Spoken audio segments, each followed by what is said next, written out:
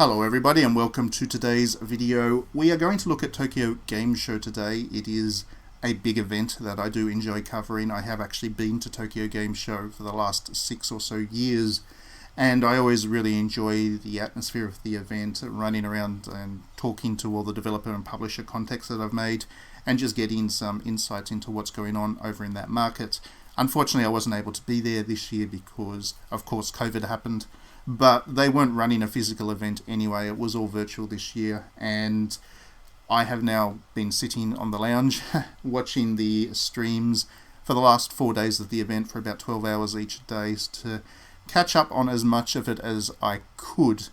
And I wanted to do this video to talk kind of generally about some of the insights that I took away from the event and about Tokyo Game Show in general, because I think that in the West we have a different perception of what Tokyo Game Show is, means, and what it achieves than I think actually is the case within Japan, where the event obviously takes place. So one of the things I see often with regards to Tokyo Game Show is this commentary about how it is not relevant anymore.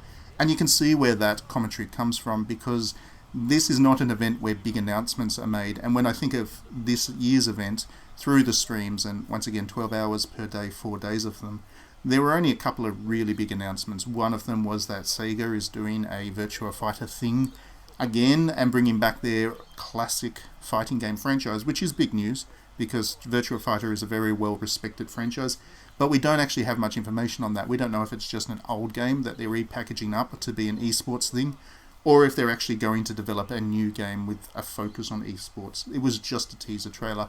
Another big bit of news was that there will be a Nier mobile game, which doesn't mean much to the Western audience because mobile games don't have the same reputation here that they do in Japan, but a Nier mobile game is certainly a big deal for the Japanese market in what is becoming a very big franchise for Square Enix.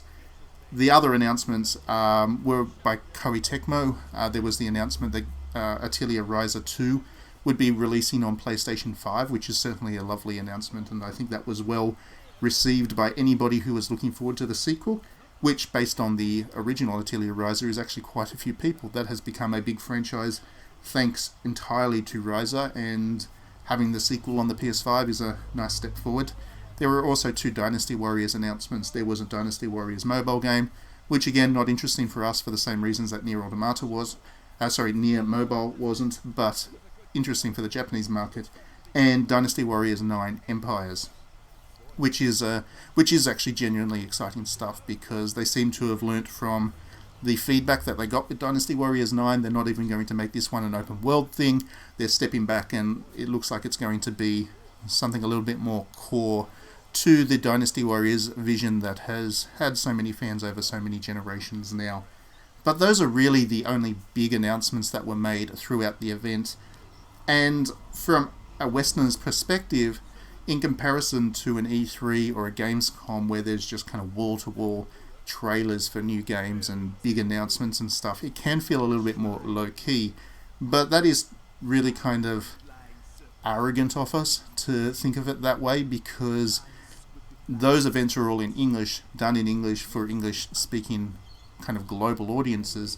And of course that does apply to Japan as well, but to have a localized event that focuses on Japanese for the Japanese market is important for them as well. So a good example of that would be Spike Chunsoft. Spike Chunsoft is the publisher of Cyberpunk 2077 in Japan, and they basically took the content that had already been revealed about Cyberpunk and released it in Japanese with the Japanese voiceovers, had interviews about the game in Japanese and stuff. And for us, that doesn't mean too much, I guess, because we've already seen so much of Cyberpunk 2077. But for the Japanese market, that was a big deal. It's a big deal for Spike Chunsoft. And while I would have personally much rather have seen footage of Shiren the Wanderer, I certainly don't begrudge Spike Chunsoft for focusing an entire hour's stream on what was already kind of known information for the rest of us. Another thing to think about with Tokyo Game Show is that, and this was a little bit of data that I got out of a Huawei event, which was otherwise very dull, but within that hour stream of showing off new mobile phones and tablets and whatever, Huawei made dropped the information that there was about 60%, I think, of the global audience for video games is now centered in Asia, of which a big chunk of that is China. China is emerging as a games market like nothing else. But it is interesting because you think about it, for so long now, video games has been Western-centric in terms of what the American audience really wants and what the American audience is really going to push out onto the rest of the world.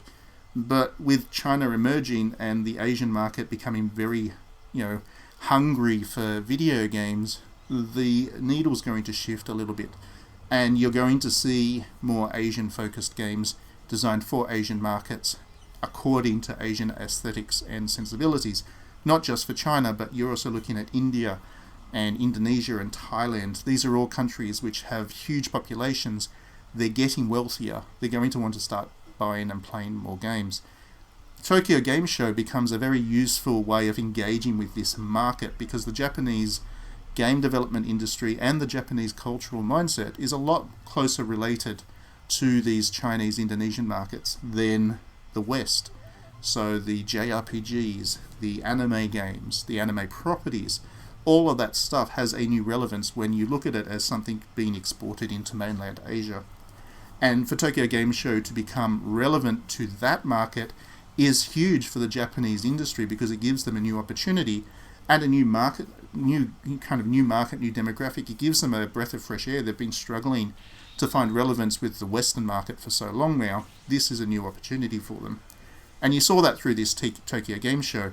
Quite a few of the streams were quite small Chinese publishers that were given an hour or so to show off their games, what they were bringing into Japan, what they were going to take from Japan and bring into China. And I've actually seen it. For the last couple of years that I've been at TGS, there has been a very concentrated effort from both the Chinese and the Japanese game development industries to engage more closely and really show their stuff off. The first year I was at TGS, I don't remember there being many Chinese developers there at all. There were probably some in the indie section, but not much more. Last year when I went, the Chinese game development industry had a huge booth all of their own, showing off a lot of games, and it was quite popular. So that's something that we don't necessarily get a feel for here in the West because it's not really relevant to us. But the idea of the Asian markets starting to support one another and starting to cross-pollinate and find business opportunities, that is going to be the dominant game market going forward. So it gives the Japanese industry new opportunities, and I think the TGS is very important for accessing that. The other thing to consider, and I did mention this earlier, but I'll expand on it a little bit, is mobile games, because here in the West, when we see mobile game announcements, we tend to roll our eyes, and you can go and look on YouTube and whatever for all those announcements through TGS. There's a lot of thumbs down and a lot of people in the comments from the West being very disappointed with this. But in Japan, there are a lot more people that are a lot more comfortable with mobile games, spending money on mobile games. It's a lot more lucrative. There is more incentive to do a good job in bringing a big franchise to mobile in a way that is not just exploitative. And we do see that in Japan. And when you look at a company like Konami, for example, we tend to make fun of them in the West because they're not very good in engaging with the Western audience. But in Japan, they just had a hour-long stream on a anime game that they're bringing to mobile, which looks like it'll be very successful for them, for example. And Konami is certainly very good at engaging in the local market. Every year I go to TGS, or have been, they've been showing off Love Plus on mobile. And that means absolutely nothing to us because Love Plus is a dating simulator and they were never localized into English. But every year, without fail, the Love Plus line at Konami's booth would be mammothly long. It'd be as long as Capcom's Monster Hunter lines. You're talking about people lining up for 3 hours to play a mobile game. So when we see stuff like that, or Level 5 announce a Ni no Kuni mobile game, that is a bigger deal in Japan, and that is a bigger bit of news than it necessarily is for us Western audiences tuning in. So the point is, I guess, Tokyo Game Show is very relevant to the Japanese domestic market, and to a greater extent also the regional market in Japan. And I think it's important that when we watch it, we understand that it's not really for us as Westerners because we've already seen all this stuff, but it is an opportunity for the local industry to really engage with their local communities and outline, I guess, the direction of where video games are going in Japan, because it remains a very healthy market. Lots of developers working there. They're starting to find new opportunities that they haven't had before, and you get the feeling from the last 5 years that I've been at TGS that there is a confidence there in the industry that has come back, and that is really driven by the fact that they now understand that their games can be used to appeal to markets that aren't necessarily in the West and still be successful. Anyway, that's enough of this video.